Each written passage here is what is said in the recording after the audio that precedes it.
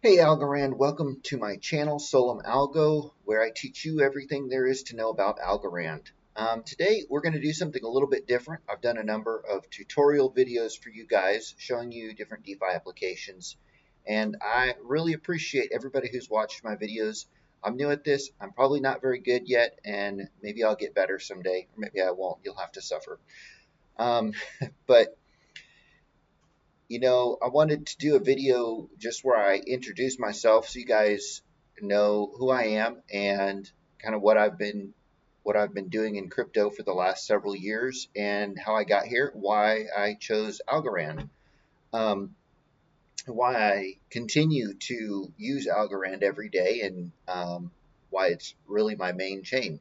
Um, so my name is Daniel, and I'm from Texas, but I've recently moved my family. I don't know where yet. We're in Argentina right now in Buenos Aires, but we started in Ecuador and decided Ecuador wasn't for us, and we moved to Chile. We like Chile, southern Chile, and we've probably spent like eight months in Chile so far, and now we've spent a couple months in Buenos Aires, and we're headed on to other places this year. We're headed over to Asia for the rest of the year.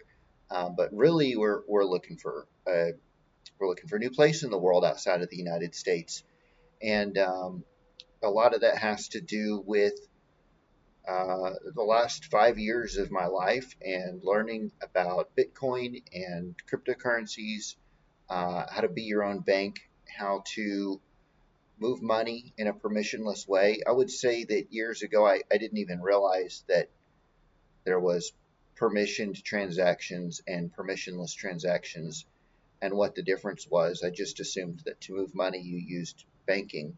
Um, and I never thought about the nuance and the bureaucracy that goes on behind that.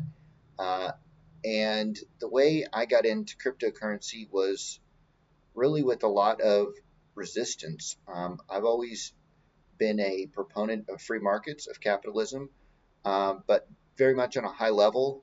And I didn't really understand what that meant in banking, what that meant specifically for my money, um, until I learned about Bitcoin and how banks work. And I've read a number of the books that are recommended by all of the big Bitcoiners, the Bitcoin Standard, Broken Money, and I'm most of the way through The Creature from Jekyll Island. And they are all great books. I recommend that you read them, because we're in cryptocurrency not just for the memes and the community and to make money, um, but I really believe that the alternative crypto markets, that the alternative monies out there are the way that we win back freedom for people. And so this is something I'm really passionate about, and I believe that everybody should learn how to be their own bank, how to custody their own cryptocurrencies. They should learn about decentralization and permissionless transactions and all of those great things that we enjoy every day, um, because that is like it's like a nonviolent protest. It's a way to opt out, to vote against the system, and I believe strongly in those ideas and those principles. But about 5 years ago, I started looking at Bitcoin, and my dad and I would actually sit because we worked together back then. We were painting contractors in Dallas, and we would sit and we would talk about Bitcoin and what was going on. And the conclusion we always came to was it's nothing, it's backed by nothing, and it's not real money, and don't buy it. And for probably 2 or 3 years, I did not buy Bitcoin. Um, and I wish I had. But what I did do is I signed up on a Bitcoin Faucet, which I'll put a link in the description below for the Bitcoin Faucet I started with, and I still use it every single day. I use this Bitcoin Faucet, and it has accumulated not a substantial amount of money, but several $100s worth of free Bitcoin for me just because I use it every day whenever I think about it. Not religiously, but I get bored and swiping on my phone and I go, oh, Bitcoin Faucet, get some free sats, right? Um, so that's how I started in Bitcoin. And I actually used the Bitcoin Faucet for probably 2 or 3 years before I ever actually bought Bitcoin. And the Bitcoin Faucet accumulated around $360 for me in Bitcoin at the time because Bitcoin was on the rise. I wish I had crammed a bunch of money in it at the time, and I didn't. But I took the money from that Bitcoin Faucet, and I still didn't really understand Bitcoin. So I learned enough to cash out the Bitcoin that I had earned in that Bitcoin Faucet at around 65,000, I think, is where I cashed out. And I took that money and I went and bought myself a new knife that I had wanted, a Microtech switchblade, which I still have and really like the knife. But I wish I had the Bitcoin still. After that, I did start buying Bitcoin and kept buying Bitcoin. My first Bitcoin buy was at 52,000 um, on the way down. When we hit 52,000, I thought that that was a substantial dip and that we were going to go back up from there. And I bought bought at 52,000 and continued to lose money ever since. And Bitcoin kept going down and I kept buying, and it kept going down and I kept buying. And I had at the time a pretty good side hustle that I was doing some really specialized painting projects for people. And I would take the majority of the money that I made from my side hustle, painting fireplaces, decorative painting for fireplaces, and I would take that money and I would put it into Bitcoin. And ultimately, I was able to get a good size of Bitcoin for myself, for my family, and that's how I really got into crypto. And while I was buying Bitcoin, I was also researching other projects and beginning to actually use chains because, with Bitcoin at the time, there wasn't much you could do with Bitcoin except send it and receive it. um, and, the Bitcoiners were not into DeFi, and I wanted to find ways that I could actually earn from my cryptocurrency. So, one of the first things that I did was I stupidly bought um, into a project called Time Wonderland. And please comment below if you also lost a bunch of money on Time Wonderland. Time Wonderland, it was a rebase token, and basically what they did is they paid out an insane interest rate. I think it was paying 80,000% APY at one point, and it was just massive amounts of tokens that they were feeding to, basically hyperinflating the currency, and then the big players jump out and the currency collapses and you're left holding the bag. And so I think I put like, I guess I was lucky because I put like $1,400 in and I was able to pull about half of it out. And at the time, most of the crypto markets had started crashing. So the way I look at it is I probably lost more than I would have if I had bought Bitcoin instead, but I still would have lost money in Bitcoin at the time as well. But anyways, that was one of my earliest experiences in crypto. But I didn't let it discourage me, and I kept trying other chains. So AVAX was one of the first chains I tried, and I really like Avalanche.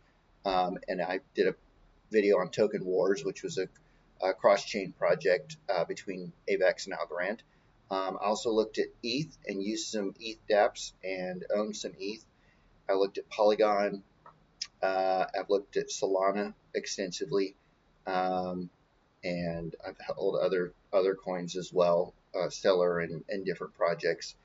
And basically, it's very hard to keep track of all of the wallets and to keep track of all the chains you're on. And you find that even though AVAX is good, like the transactions are not as fast nor as cheap as they are on Algorand.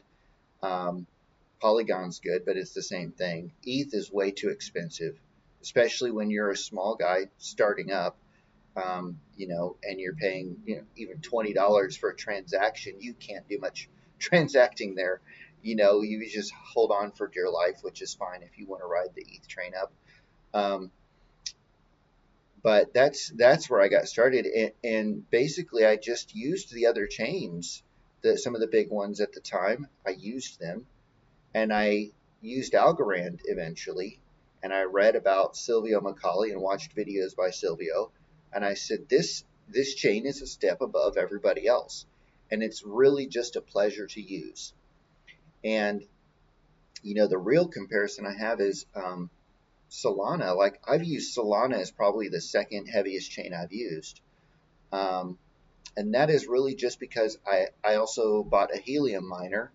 I waited 7 months to get my miner, and the price of helium at the time tanked. And while people were making $200 a day, by the time I got my helium miner, you were lucky to make $100 a month. I did eventually make back my money on the helium miner and made a profit, and I committed myself to, every time I made, like every month or so, I would take my helium and I would buy Bitcoin with it so that I know I could have it long term. So I swapped a lot of H&T for Bitcoin, and then they migrated from the H&T to the Solana network, and I was stuck with a bunch of helium tokens on Solana, so I swapped them into Sol and tried my hand at Sol. And basically what I experienced was failed transactions all the time. Just always a slippage problem, always transaction issues, congested network. It was just a nightmare to use. And I said, that's it. I'm taking all of my liquidity on Solana. I'm bridging it to Algorand. And it took me, let's say, like 5 failed transactions on the Solana side to get the portal bridge by Wormhole to finally send my transactions over to Algorand. And it was really just a nightmare. Like, using that chain, I don't understand. Maybe if I'm doing something wrong, and like there's a secret trick to using Solana, let me know, because I envy y'all's price action. But it's like pulling teeth to get the chain to work for you, to do things, and to function, and it's just not worth it to me. Like, I'd rather use a chain that works. So what I've settled on for the last couple of years, is using different DeFi applications on Algorand. They work flawlessly. You don't have failed transactions unless you're doing something wrong, which sometimes you do. You don't have enough gas fee. You clicked, max on your transaction, and you used up all available algos or something like that. And so you have little stuff like that happens, but it's not failing because of the network. It's failing because of something you did.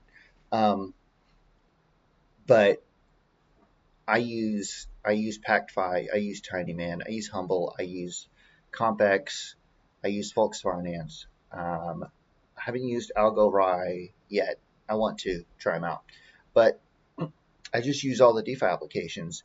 And the one thing about Algorand is you've got really a lot of people who are down on the chain, and a lot of people who are not in profit. Of course, today, like, nobody in the whole world is in profit today, unless you knew ahead of time and shorted everything.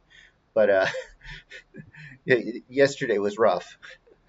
But up until yesterday, like, I know if you've just been holding algos, yeah, you're in the tank. Like, because I started buying algos at 70 cents, and I think the highest buy I had was around $1.70, and then bought all the way down.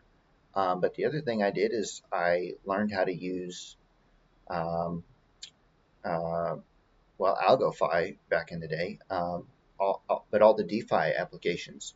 And it's really simple. You find coins that you're comfortable holding long term. That you go, look, if all else fails, if I have to hold these things for 5 years, I'm happy to hold these coins. And whatever that is for you, that's what you need to figure out. And then you go find the really reliable liquidity pools. So, like, for me, I've bridged over a lot of the Bitcoin that I've purchased and earned over the years. Um, through GoBTC and WBTC. And so I stake Algo and GoBTC and Algo and Wrapped BTC and Falgo, FWBTC, and so on. Um, and some of those pools can earn, 20% APY. And yeah, you can definitely get higher APYs in DeFi than 20%. Um, but to get that kind of APY on a Bitcoin layer one pair is a challenge, Um, and that's really been my strategy over the years, and I think it's worked out well for me because every time that Algo farm, the governance farm pays out, and you get governance rewards and so forth and so on throughout the years, it's zero cost basis algos that you're adding to your wallet. And so even if you're down because you bought algo at 70 cents or $1.70 or $2, like some people did, and they went all in because algo was going to go to $10, and then it just dropped down to 9 cents. You've got a lot of algos that you acquired at zero cost basis, which brings down your average. And so that's how I've played Algorand over the years, and that's why I've stayed on the chain, is because you're just yield farming, and it's kind of boring, but it's effective. You play the long game and you hold things you want to hold, and you farm the coins that you want to keep long term. Um, and I enjoy some of the meme coins, and I certainly own some. Um, but you're not going to win probably long term by gambling on meme coins. You really want to hold your quality layer ones through this bull run, and as the bull run starts peaking out, you should be rolling into stables. Um, maybe not everything. I think that a good play after the bull run is probably going to be like Bitcoin USDC pairs and Algo USDC pairs, and maybe gold USDC or gold Algo or something like that. But just holding on to quality, Um, and really, I think that's the way Algorand wins too. Is I know everybody's down on, Algorand doesn't have any community, and everybody's down on the crypto, on the meme coins, and they sell as soon as they get it and whatever.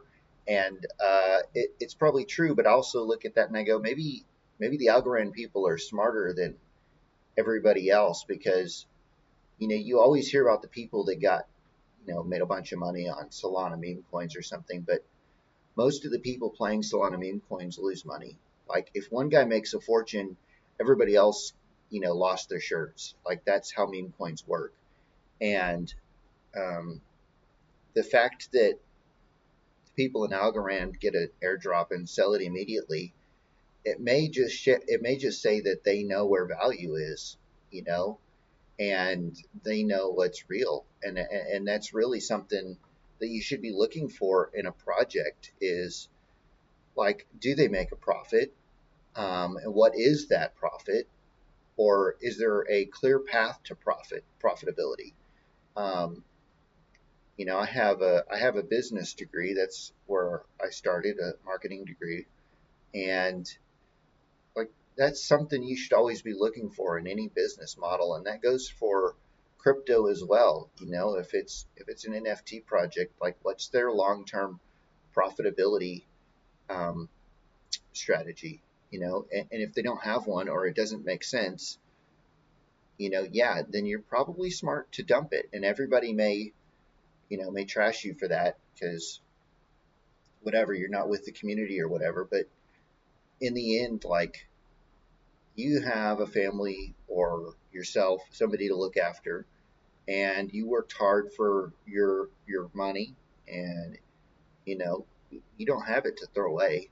you know Not to say that you shouldn't hold some meme coins just because you love the community, but don't wreck yourself because people are guilting you about selling airdrops or selling memes, or it's silly. I mean, what we should be doing is we should be criticizing the creators who drop these things with no plan or strategy.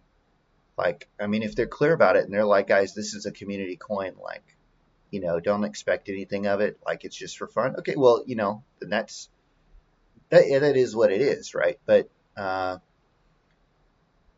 but if they've got some sort of obscure plan and strategy, and they're trying to make it something, and it isn't anything, then you should be able to spot that. And that's why I like a lot of the DeFi projects. PactFi is going to be around. PactFi gets income through trading fees and things like that, and liquidity pool fees and stuff. And they're not going anywhere. They make money. Compex makes money. They take a 2% fee on the pools they create for people. Like there's a profitability model there.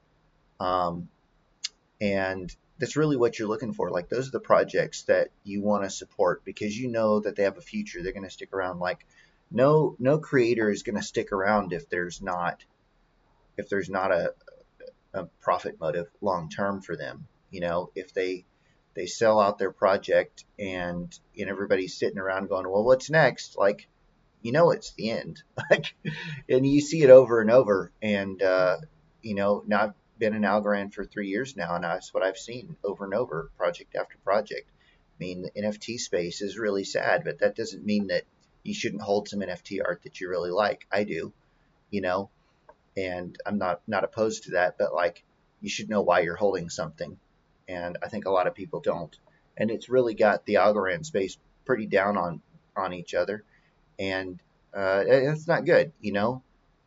People have motives for the reason they're doing things, and it's not usually to hurt you personally or to hurt your project. It's because they see where the value is and they see what's gonna help them, and that's really why we're all here. And if you're building useful projects like Lofty, like Compex, like Flybondi, or whatever, like those are projects we should be supporting because they're creating real value and profitability. You know, uh, Profit is your reward for creating value in the world, and I truly believe that. And I'd like to support projects that do that. So, anyways, that's my story. That's where I'm at, how I got into crypto, and what I'm up to. And so I hope you enjoyed kind of this introductory video about me, and it's different than what I've done in the past. And I hope to keep doing more tutorials for you guys. And let me know what you want to see, what kind of things you want me to review or show you how to do. Um, I'm learning a lot of new stuff just as I get in this, and it's a lot of fun. I have the time now to do this, whereas before I was a contractor and I worked 10 and 12-hour days. And now I live in South America and running a business with my wife, and building stuff for her and building this channel. And so, yeah, let me know what you guys want to see, and I'd be happy to take a look and see if I can put it on the list of projects I can review and give you a tutorial on how to use it. I think getting Algorand more into DeFi and more into actually using projects will help encourage developers to build more things on our chain, because I know that there's Algorand people right now that I've spoken with who they don't use anything on the chain. Like they might have bought some NFTs, or maybe they were an NFT creator and they made some money in NFTs, and they have no idea what to do with their algos. Like maybe they swapped it into USDC and they're just chilling, like just like okay. and and there's other people that have bought algos and they're just holding them in a wallet because somebody told them you should self custody your own coins, and so they did that. Now they're there and they have no idea what to do with algo except watch it go up and down and up and down and mostly down, right?